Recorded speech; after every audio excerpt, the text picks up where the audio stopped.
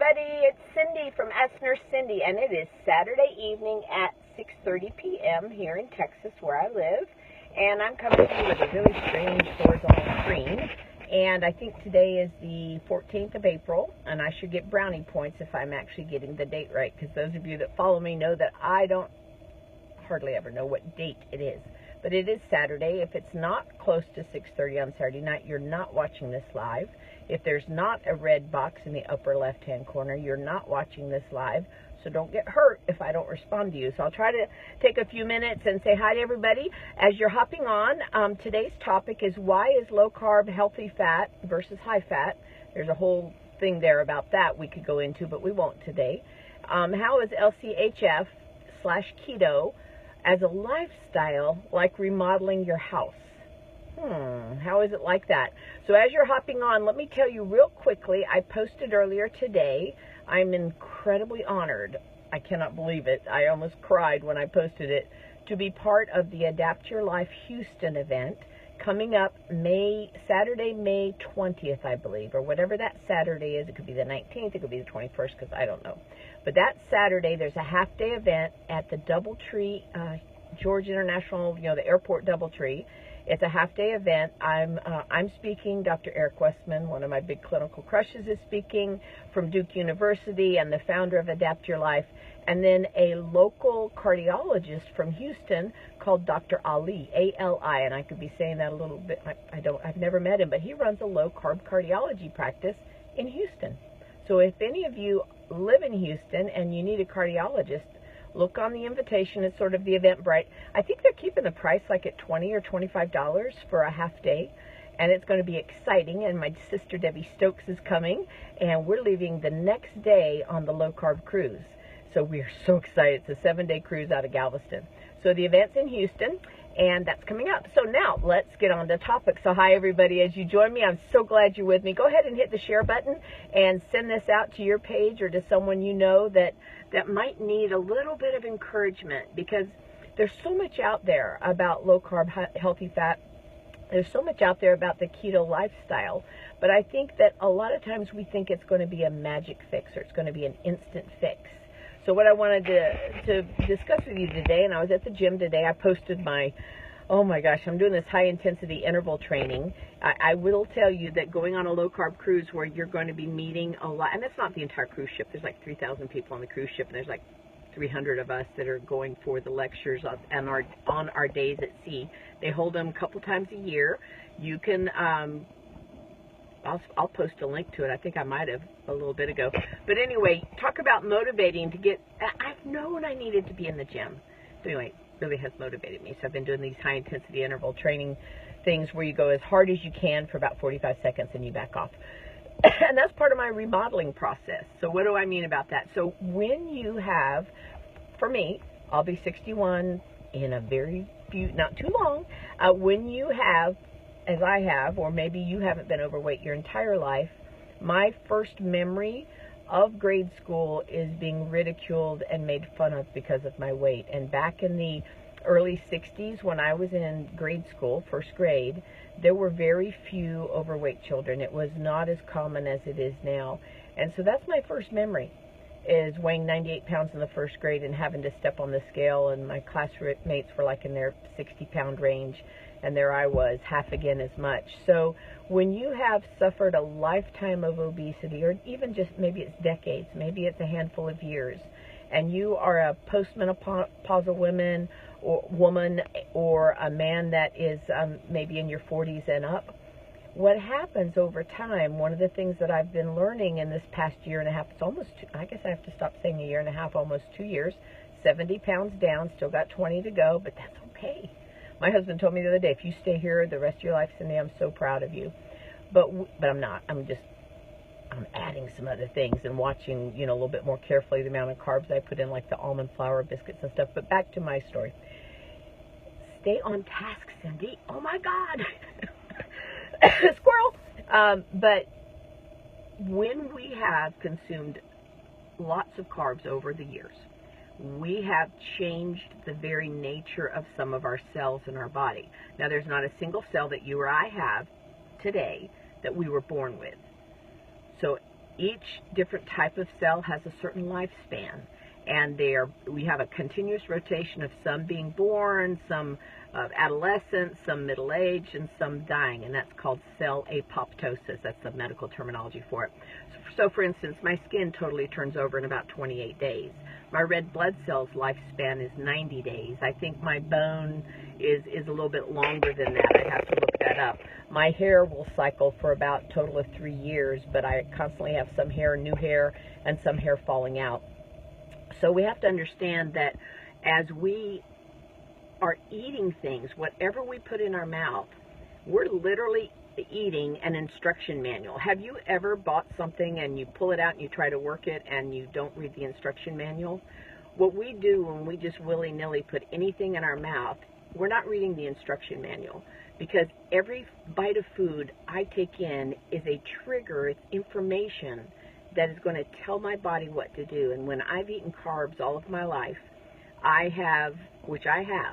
was a carb addict, we end up glycating. We damage the proteins inside of our body, and so much of our body is made of protein because sugar's sticky and it sticks to it.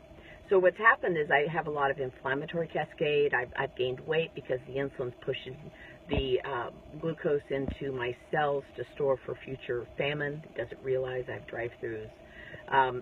But what happens is as we start to adapt and adopt this ketogenic lifestyle where we are generating ketones by what we eat, we change all the signaling inside of our house.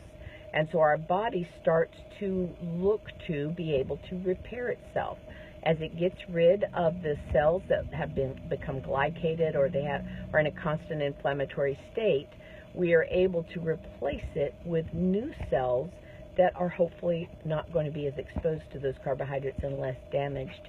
There's some really interesting work out there about that ketones can actually be, and that's that energy source from when we either use dietary fat and convert that to ketones, or we use our body's stored fat to convert to ketones. And that's why you don't want to overconsume dietary fat, because you can take in so much fat that your body is going to use that because it's easier to break down than pulling it out of your fat cells. So what happens is our body has a chance with ketones running the show versus insulin and glucose running the show.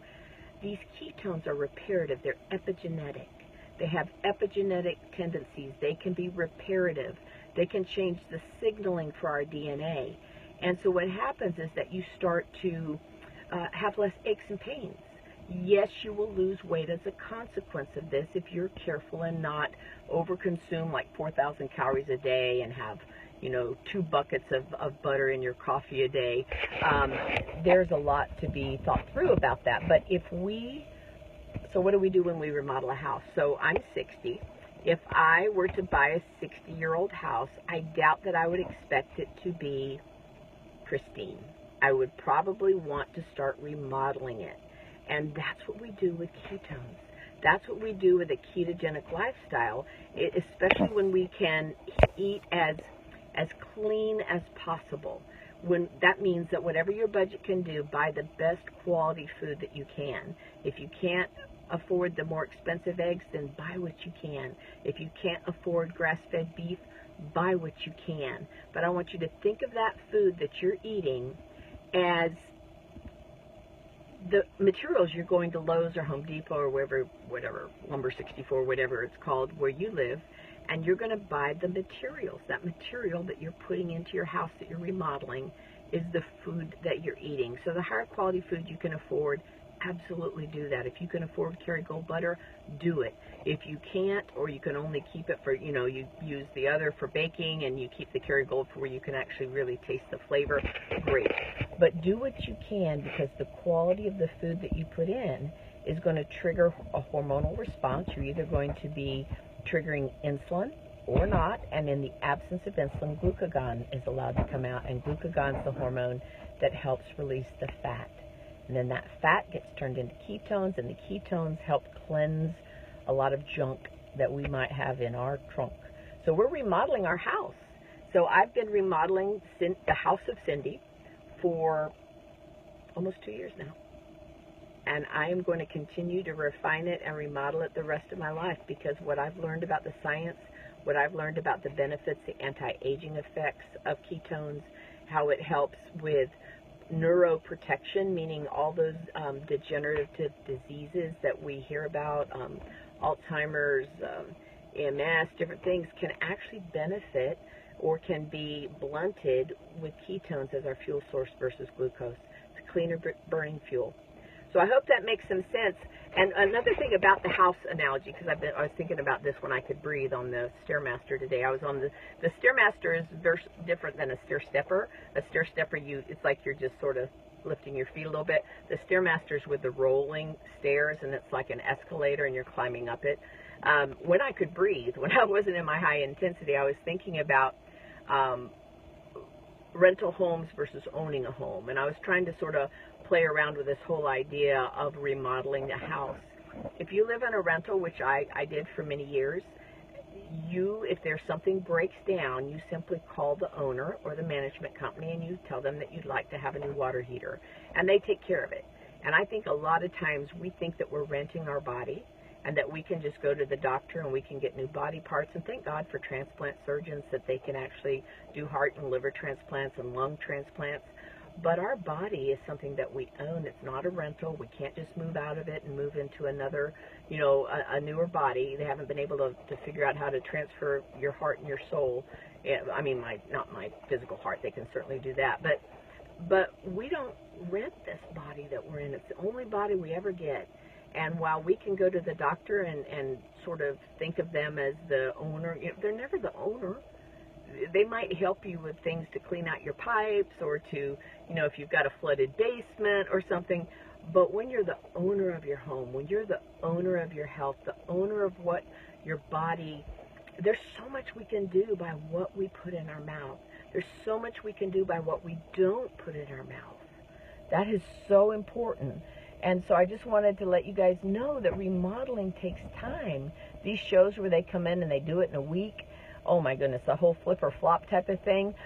If you really look at the backstories of those things, a lot of times there's a lot of hiccups, like, oh, that didn't work, and we tried to do this, but we had to redo it. Your body's going through the same thing. It's doing the best it can to repair the internal damage. If you've been insulin resistant, if you're overweight for any period of time, guaranteed you have hyperinsulinemia, which means that your body has had to crank up the amount of insulin that your pancreas produces. And that reduction and that increased sensitivity of your cells to not need as much insulin just banging at the door will actually get better over time. It's a remodeling project. So we are on a remodeling project and we're in it together, and ketones are very kind to your body. Glucose is very damaging, and glucose comes any time that I eat any carbohydrate. I don't care if it's a high glycemic, a low glycemic, if it's whole wheat, if it's a fruit, your body will break it down, and carbohydrates will break down into glucose, and that glucose will enter your bloodstream. That will trigger the insulin. The insulin is a fat storage hormone. It is like a bossy fat storage hormone, and glucagon's not allowed to release fat when insulin is present in high levels. So you are in the process of remodeling your home, your house, your body, and you're worth it. Please don't give up. These scales are the least important thing. Honest to goodness. Honest to goodness.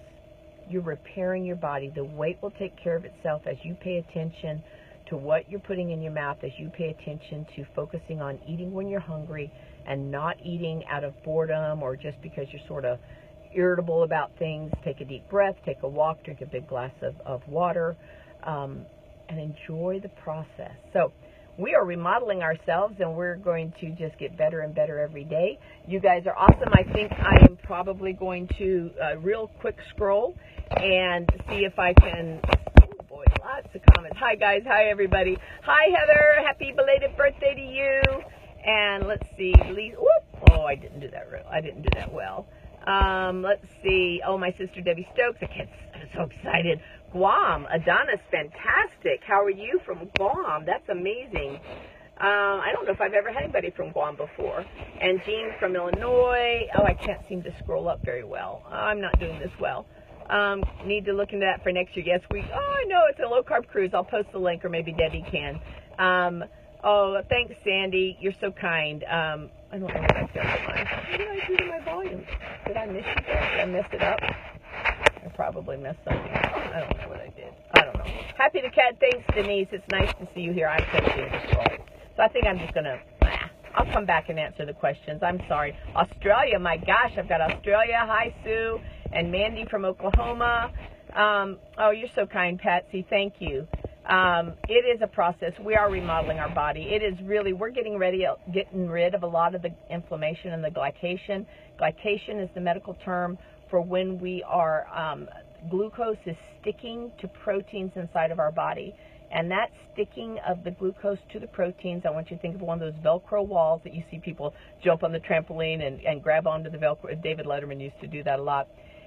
When glucose glycates, it does not release until the cell has its natural course of dying, and then a new cell is born and to take its place. So that can vary.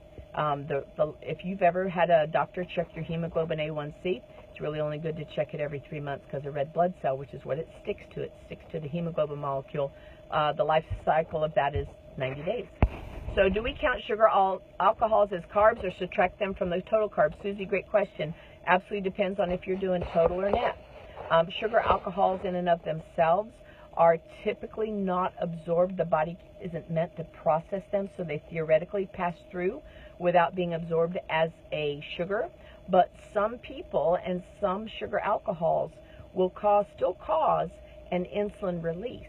So other calories that are there or other things that are there might be stored. So you would have to see how you respond to them. I would prefer that over maybe a sucralose or a NutraSweet or something like that because those are chemically made. But it's certainly, I use erythritol, I use liquid stevia, and I'll use liquid monk fruit. When you use a sugar, even if it's a stevia, which is a sugar alcohol, if it's in powdered form, they've had to plate it or attach it to some sort of maltodextrin or some sort of starch, so it doesn't clump. Just like I've started buying my mozzarella cheese and grating it myself versus buying grated mozzarella cheese because there's not the starch that keeps it from clumping in the bag. So certainly your call. Your question though, was is it total versus, if you want to follow a stricter version, a more prescription strength keto, then you're going to count it anyway. You can count it as a total carb. If you're doing a net carb and you're happy with your process or your progress, then you can certainly subtract those sugar alcohols and subtract your fiber, and then you end up with a net carb. But just be careful that you don't use it to go crazy. So let's see. Oh, thanks. Yes, I was a carbaholic too, Connie. I absolutely get it. Thanks for your kind. Yes, Ashley, thanks you guys for answering her about the sugar alcohols. I should have kept scrolling. I know, I can't wait to know. I'm so excited about the cruise and about speaking. I'm so honored. Oh my gosh. Okay, we're going to post some stuff. Maybe Debbie is, my house is 1/3 done. Yay for joy. My house is, so if I want to end up losing eventually 90 pounds, I think my house, and I've lost 70, then I guess I don't know. I can't do the math right now. I just got back from the gym. So, oh, you're so cute. Shirley Ann. She says, I look young. I got to read this one out loud. Shirley Ann says, I look younger every video. Ah! Well, I think that's an appropriate time to end the video. Hey, guys, we're in a remodeling project, and remodeling projects have glitches. You find things you didn't know were behind the walls. You have all sorts of issues. It's never as easy as you think it is. You know, watch some of those shows. It's never as easy as you think it is. And it takes time to learn the nuances. So if you've ever tried to do tile work, or if you've ever tried to remodel your bathroom yourself, your body's doing the same thing. It's figuring this out, and you're figuring out what your body responds to. So that's it for me today. You guys have a fantastic weekend, and I'll be talking to you tomorrow. Tomorrow, my daughter Lauren Getman and I are going to do a live Q&A where you can ask me all sorts of questions while she gives me a makeover, because she's like the expert makeup lady. So we look forward to seeing you guys tomorrow. Bye.